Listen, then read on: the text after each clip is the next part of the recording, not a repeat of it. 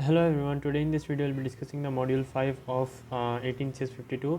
So in this module we have about the multimedia networking. Here we have to study about the properties of video and audio and how it gets transferred and what are its losses and all. Okay, so these are the topics for the module 5, and if you like this video, hit the like button and don't forget to subscribe to my channel. And after the discussion of the topics, we will be discussing the previous questions. So let's get done with the topics. The first topic is about what is the multimedia network application. Multimedia network application can be defined as any application that employs an audio or video. If there is any application that has an audio or a video, that is known as multimedia application, right? So what are the properties of video? So there are a few properties like high bit rate. Okay, so if we have to transfer the video, it should be at least 100 kb per second. Okay, and if it's to be transferred in high definition, it should be 3 mbps. Okay, that means each second the 3 MB data should be transferred, and each second for low quality video conferencing 100 kb should be transferred. Okay, so the higher the bit rate, the better the image quality. The second one is the compression. A video can be compressed, thereby trading off the video quality with the bit rate. Okay, means if it's compressed, its quality will reduce, but the speed of transmission will increase. Okay, and video is nothing but a sequence of images, so it is displayed at a constant rate. And redundancy means if two or more parts of the image have the same encoding, like see, if there is an image here, at that time each of the part of the image is encoded in bytes, right?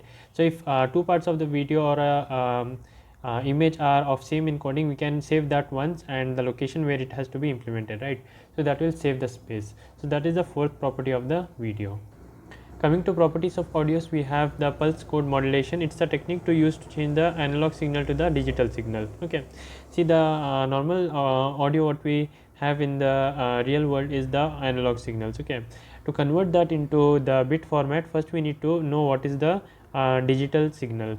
In digital signal, each of these will be modified as ones or zeros. Okay, means this will be like this, like this, like this, and so on. Okay, so if this is 1 and this 0, it will be like at this time it will be 1 and at this time it is 0, then it is 1. So that sequence will be stored. Okay, so that is known as digitization. For that we will be using PCM, which is pulse code modulation. Okay, so it has two things: encoder at the sender side. Encoder means it converts the analog signal to the digital signal. Okay, and what is decoder? It will do the reverse thing. It will convert the digital signal into the analog signal. Okay, so let's discuss what is encoder and decoder. So in encoding, what we do is we do sampling. Okay, sampling means the whole analog signal is divided into many parts and they are quantized. Okay, means from here to here what is the level here, and from here to here what is the levels, like that we will be sampling it. Okay, this is known as PCM encoder. Coming to decoder, we have the digital signal here, and that will be converted to analog signal by making the every part of the wave as smoother. Okay, so that is known as PCM decoder.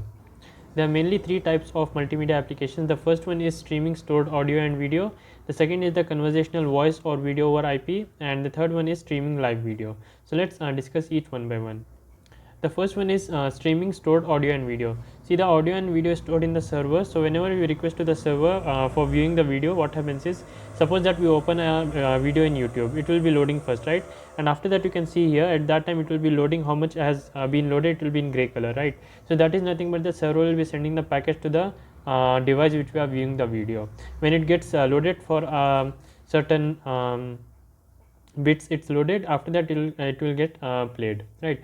So that is how you stream the stored audio and video from the server. Okay, calling through telephone or Google Meet and Skype, those are the categories of the streaming which come under conversational voice or video over IP. There are two parameters to be kept in mind. The first one is the timing considerations, and second is the tolerance of data loss. For example, if two persons are talking to each other, at that time whatever the person A says, if there is a timing delay, it will make more problems, right? And if the data is lost, means what person A said, it was not fully reached to B, at that time also the problems might happen. So these are two things which are given most priority in the conversational voice or video over IP. Okay, the last one is the streaming of live audio and video. So the network must provide an average throughput that is larger than the video consumption rate. Okay, and the transmissions are similar to broadcast radio, but the transmission takes place over the internet. See, radio is also a live thing. It will be transferring the audio, and in the live channels it will be just transferring the content through internet. Okay, coming to streaming stored video, we have four categories: UDP streaming, HTTP streaming, adaptive HTTP streaming, and dash. Okay, so let's discuss each characteristic one by one. The first one is the UDP streaming. UDP streaming is the server transmits the video at a rate that maintains the client's video consumption rate. So the rate is same, so it's used for the low quality data transmission, and also the client and the server maintains a control connection, and it uses the real-time streaming protocol. Okay. The next one is the HTTP streaming. Here what happens is there is a web page stored here in the form of bytes, and that will be converted to the if it's our video format, that will be converted to video and that will be displayed. Okay, whenever we make a GET request, that will be that web page will be opened, and the content will be fetched and converted to video. Okay, which will be viewing in the device. The last one is the adaptive streaming and dash. Here the specific request for the quality could be specified, and each URL has a different path and different bit rate, and the client requests that which file it needs and learns about the various versions of it, and the client selects chunk one at a time and specifies the URL and byte range. Therefore dash allows the client to freely switch among the different quality levels. If you want to watch the video in different quality level, you have to use dash. Okay. Coming to CDN, which is content distribution network, what was the actual need for the content distribution network? So we could have a server here in which all the data of the video and the audio could be stored, and which could be accessed by the many devices over around the world, right? So what would happen if that server fails? At that time, no one would be able to access the data, right? So that was the drawback, and the solution is given by the content distribution network. Here what will happen is each of these devices will have small data which could be shared among each other. So if any one of the device fails, it will not affect the overall flow of the data, because other devices will have the data, right? So that is the main motivation and the solution for the content distribution network. So a CDN manages the servers in multiple geographically distributed locations. So around the world there will be many CDNs available in which the data will be stored, and it stores the copies of the videos in its servers and attempts to direct each user's request to a CDN that provides the best user experience. Suppose that there is a person in New York, he wants to access the data, means some video. Okay, so the algorithm will find out which is the nearest CDN to that person, so that will be contacted and the data will be transferred to him. Okay, that will provide the best user experience, right? So that is the usage of CDN, and there are two approaches used for the server replacements. Let's see each one by one. The first one is the enter deep. The first approach is to enter deep into the access networks of the ISPs, and server clusters are deployed in the access of the networks of ISPs all over the world. So here the access networks of the IPs are present all over the world, and the goal is to get the close to the end users. So since there are many ISPs all around the world, so if any user is present here, the user will get the data from the server near to it. Okay, if the person is here, he will be having the data within this range. Okay, so that's the first approach for server replacement. Server is replaced by content distributed network. Okay, and the second one is the bring home method, which means large clusters are built in a small number of key locations, so that each one will get a sufficient bandwidth. Okay, so suppose that I want to fetch a particular video. What I will be doing is I will be contacting each of these nearby servers, which will be exchanging the data in between them, and finally sending me the means the whole video. Okay, a part of the videos are available in each of these servers and the operations on it. Okay, so those will be combined, and I'll be getting the final video. Okay, so that is the operation of CDN. In this example, a person is visiting a website and fetching a video. Okay, means searching for a video. So whenever the person visits the website and searches for the video, it will contact the CDN which it has hired. Okay, so this CDN will do all the operations needed to make the video available for the client. So he will contact the other servers and where the videos and the operations are available, and finally it will contact the client and send the video. Okay, since we have discussed about having the distributed network, so let's discuss which is the best strategies to be used for the selection of cluster. There are two strategies used. First is the geographically closest. So suppose that the client is living here at a range of 10 km or 20 km, he could have a CDN here, right? So that he will get the best access to the CDN. Like that only all the users location will be fetched, and after that the best location will be compared with respect to all of these locations. Okay, so in that way the cluster's location is set using the geographical data. Okay, The second one is based on the current traffic condition. Based on how many packets are being received and sent, the location is set. Okay, so these are the clusters, and these for these clusters there are two CDNs, which are CDN server B and CDN server A. Okay, so here we will be using the BGP route protocol to find out which is the best route to the IP address. Okay. Coming to voice over IP and limitations of best effort service. Basically, what is voice over IP? The internet telephony which is connected to the real time service is known as internet telephony. Here the data is transferred over internet as voice data, and what is the best effort service is to provide the best quality. Okay, but there is one limitation, which is it does not guarantee the delivery of packet to the destination. Okay, so three main challenges are packet loss, packet delay, and packet jitter. So what are each of these? Let's discuss one by one. Packet loss means we all know what will happen is, if you send a packet from one place to another place, in between some error happens and the barriers will be there, so that data will be lost. Okay, that is known as packet loss. And second one is the packet delay. That means the delay could happen in the transmission, processing, queuing, or propagation delays or processing delays. Okay, and the last one is the packet jitter. Packet jitter refers to varying querying delays. So it's not constant, like a packet will come 5 minutes late, it might come 10 minutes late or 1 hour late or even 25 minutes late, and so on. Okay, so because of these different variations, the errors could happen. Okay, so jitter could be removed by two methods, which is by adding timestamp and delaying the playout of chunk set receiver.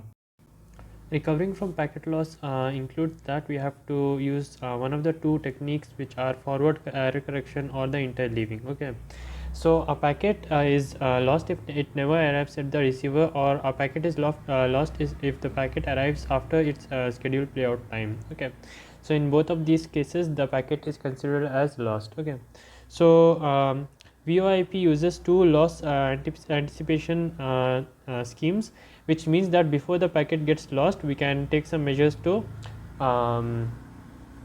get the recovery from the packet loss. So we could just add some data to it, so that in case the packet gets lost, we could recover the packet. Okay, that is the loss anticipation scheme. Okay, so for that two techniques are used. The first one is forward error connection, and the second one is the interleaving. So let's discuss each one by one. The basic idea of FEC is to add the redundant data. For example, see here, in each of these packets, what we are doing is one is getting transferred here as well as here. Okay, so one is present at two places, 2 is present here and here, 3 is present here and here, and 4 is present here.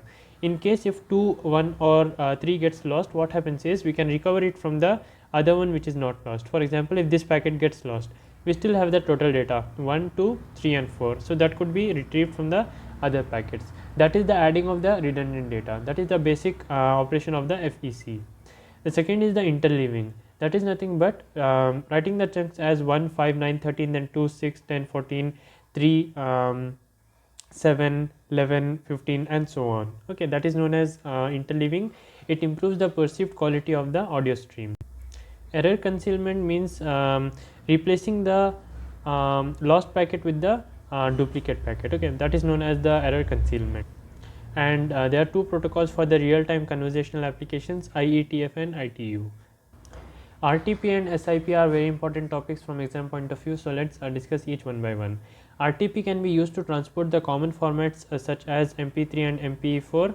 It can also be used to transport the proprietary sound and video formats. It runs on UDP, but there are some limitations, like it does not provide the mechanism to ensure the timely delivery of data. It does not provide the quality of service.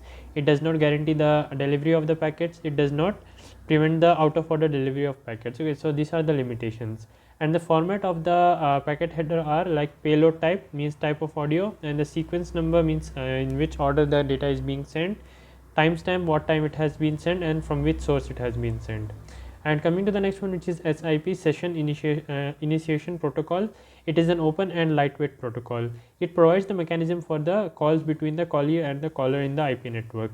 It allows the caller to verify the callee that it wants to start a call, and it allows the participants to end the call. Okay, so the setup of the call is as follows. If Alice wants to talk to Bob, Alice will send an invite to Bob, and the Bob's phone rings, and if Bob receives the call, it will be sent as OK, and the acknowledgement will be sent back to the Bob, and then they will be talking. Okay, so there are two types, low audio and the GSM, which are having a slight difference in the quality. Okay, so these are the events which take place. An SIP session begins when Alice sends Bob an invite message and Bob accepts the message. Then what happens is, in an invite message the identifier for the Bob is there and the current IP address of the Alice is there, and the format which is being used to send the data is being specified here, which is AVPU.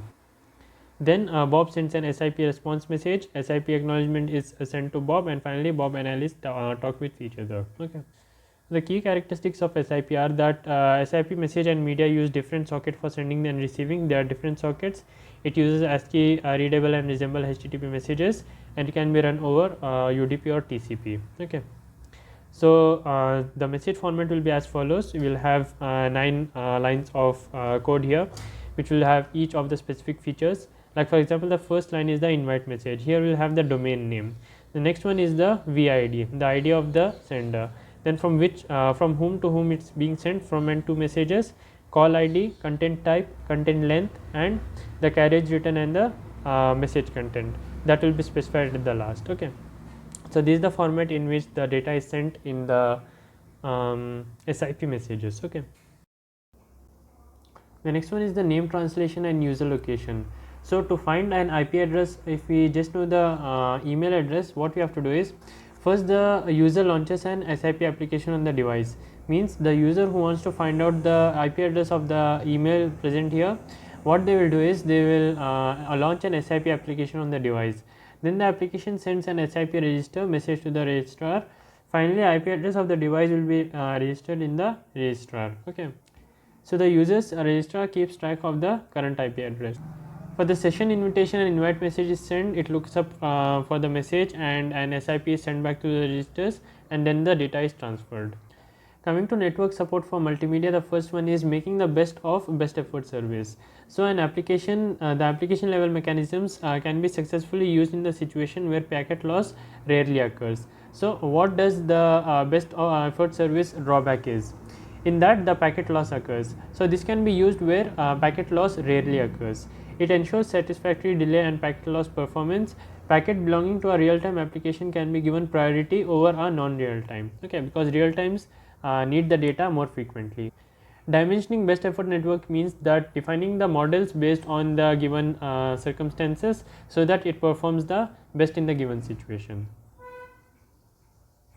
Providing multiple classes of service means for the different priorities will be providing different classes so that they act according to the situations. Okay. So there are few approaches for providing that isolation among the traffic classes. The first one is the traffic policing. Okay. And the second one is the packet scheduling. In traffic policing mechanism, what happens is we will be having some rules defined by which the flow will be regulated. Okay, means the limit of the data input will be set so that the extra packets will be discarded, and the data output rate will also be set. Okay, and the packet scheduling means what is the packet size that is to be accepted, that will be specified. Okay. So for the packet scheduling, we can use FIFO algorithm, means first in first out, or priority queuing. Based on the priority, it will be given the opportunity to come and do its task. Else we can use round robin queue and weighted fair queue. Here also we will be using the priorities, and policing means the leaky bucket. Okay, in that we will be having input here which will be regulated, extra packets will be discarded, and the regulated flow will be sent from the other side. Okay.